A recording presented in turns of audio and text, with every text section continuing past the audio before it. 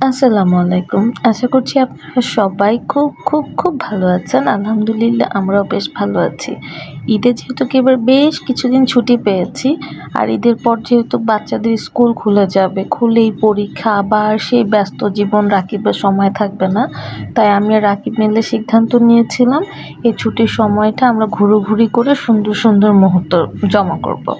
তো যাই হোক, আজকে চলে গিয়েছিলাম আমরা তামান্না পার্কে। এখানে যেতে বাচ্চারা অসম্ভব পাগলামি করে। সারাক্ষণ সুযোগ পেলেই শুধু বলবে চলো এখানে যাই।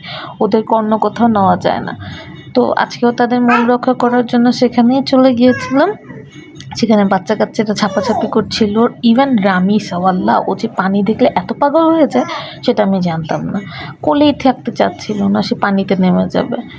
সো আমার ছোট বোনটাও মজা করছিল। আমরা সবাই ভিজে-টিজে টায়ার্ড হয়ে ১ কাপ চা খেতে চলে গিয়েছিলাম টং দোকানে। সেখানে যেয়েও অনেক মজা করেছে আলহামদুলিল্লাহ। রাকিব সাহেবের কারণে আমাদের ছবিটা একটু নষ্ট হয়েছিল।